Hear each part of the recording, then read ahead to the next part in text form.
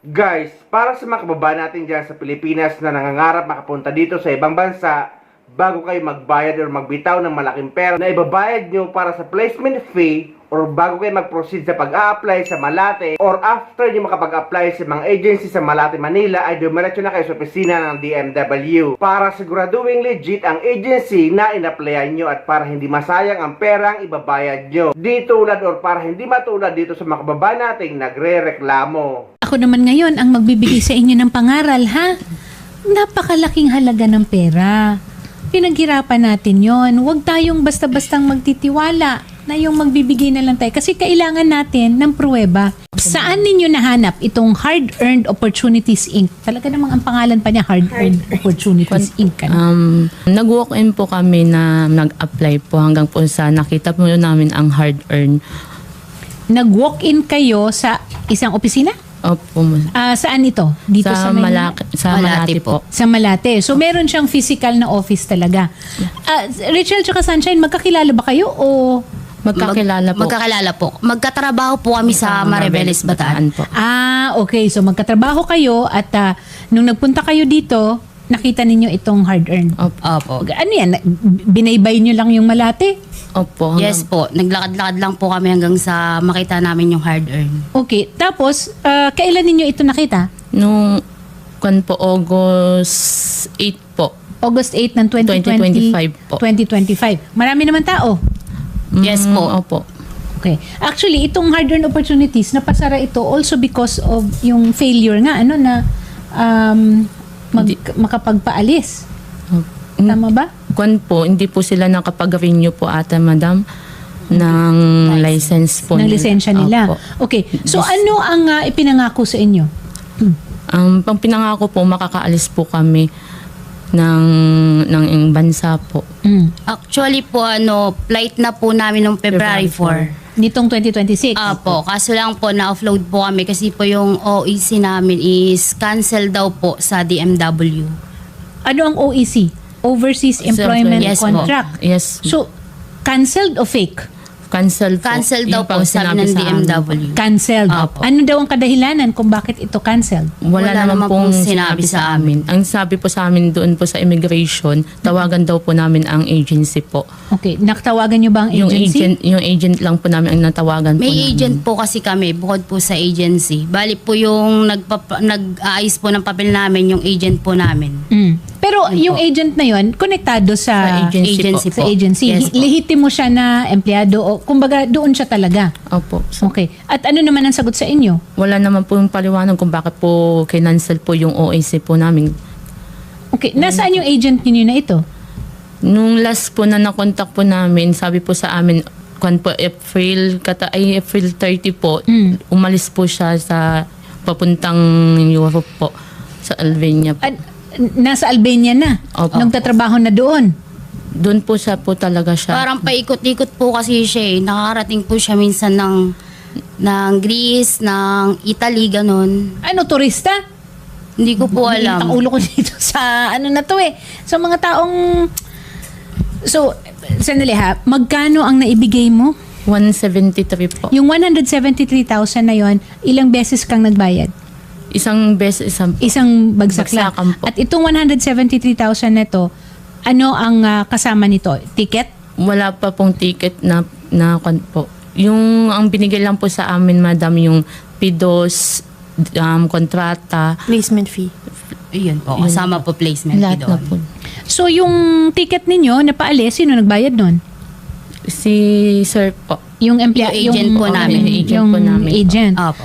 Okay. At ngayon, sarado na yung hard-earned opportunities. Wala na yung opisina nila dyan Yes sa po, Malate. sarado na po. Okay. 173 sa'yo, 100. 163 po. Bakit may diferensya? Kasi po, kumuha po ko ng butal na 8K dahil nakituloy po ako sa pinsan ko sa Manila. Pang allowance ko lang po. Kinuha mo sa kanila. Pero actually, dapat Opo. ibayad mo pa rin yun. Mhm. Yes Dapat po. ibayad mo. Dahil po, walang-wala po akong pera nun dahil December, nag-resign po kami sa trabaho sa Maribeles. Ano ba ang trabaho niyo sa Maribeles? Sower po. Sower. So, mananahi talaga. Yun Yes sana po. ang next kong tatanungin nag-a-apply kayo, kukunin kayo. Ano daw ang tatahiin niyo dun sa Albania? Damit po. Mga damit. Yes po. Naku, Garments mga po. branded siguro ng mga ano. Yusek, ito pong kaso po nila, kasi nagbayad sila eh. I understand, di ba dapat walang mga bayad itong mga placement? Ano po ba ang ano natin dito? Yeah, ang placement fee, may regulation tayo dyan at very strict ang ating implementation dyan. Ano? In countries where the placement fee is not allowed to be charged, hindi rin natin kinokolektahan dapat ang mga workers. No? Okay. At lalong-lalo na pagka wala pa silang definite na employment contract, wala pang visa, wala pang OAC, hindi mo dapat kinokolektahan. No? Yun. So I heard hard-earned yung kanyang agency. No? Hard-earned So, for the opportunities. information, yeah, hard-earned opportunities. For the information ng ating OFW, kinancel natin ito for numerous violations. No? Okay. So marami silang reklamo. Actually, may mga OFW sila na pinaalis and pagdating doon sa destination na dapat may trabaho sila, wala palang Wala. trabaho. Naku. Yes, oo. Mas mahirap so, yun. Ang nangyari, kaya napakaraming problema ang idinulot sa mga OFWs and we were forced to cancel the agency. Okay. So kung ganito, siguro Albania ang pinuntahan. Ang Albania ba is one of the countries na meron tayong relationship ng pagpapadala? I think yes, oo, meron naman. Kaya lang siyempre, depende yan sa employer kung may accredited employer's agency at may approved job order siya. Okay. Ang pangalan ng agency na ngayon ay kanselado na ang kanyang lisensya ay Hard-Earned Opportunities, Inc. Anong pangalan ng tao na kausap ninyo? Yung Joey Amarante po. Joey, yun na ba ang tunay niyang pangalan? Opo, yun po yung pagkakakilala namin sa kanya. Joey Amarante. Ah. Pero ang bayad, ang binigay ninyo, yan ba siya? Yes po. Okay, nasaan kayo niyan? Nasa airport, po Nasa kami. airport. So binibigay niya sana yung ticket ninyo. Ayun, ano ba yan? Hinatid po niya kami, madam. Hinatid niya pa kayo. Pero alam mo, sa totoo lang, mas mabuti na rin na dito pa lang na ano na kayo kaysa na umabot kayo doon, pahirapan pa kung paano makauwi. Po. 'Di ba? Base dito sa ating mga nakalap na impormasyon, ano, well, unang-una, meron kayong mga resibo naman. Yung sa pagbabayad po, wala po. Dineposito niyo ba ito? Hindi, face-to-face po namin binigay yung pera. Cash? Opo. May acknowledgement receipt? Wala po. Hindi, kahit picture po hindi namin na-picturean kasi wala naman po sa loob namin na ganito yung mangyayari. Okay, ako naman ngayon ang magbibigay sa inyo ng pangaral, ha? Napakalaking halaga ng pera. Pinaghirapan natin yon. Huwag tayong basta-bastang magtitiwala na yung magbibigay na lang tayo. Kasi kailangan natin ng pruweba. Conversation. Mga usapan. Meron po kaming conversation. At saka na nagpapatunay na nakapagbigay kayo ng pera. Nung nagbigay po tawag po, madam, tinawagan po niya kami na sa lugar po na doon po kami magkikita at doon po kami. Okay. Pero doon sa nung succeeding na, meron ba kayong nasabi or kahit exchange of messages na na-mention yung pera na binayad ninyo? Wala po. I think nung May lang din po na-ere po namin kasi itong hard-earned opportunities.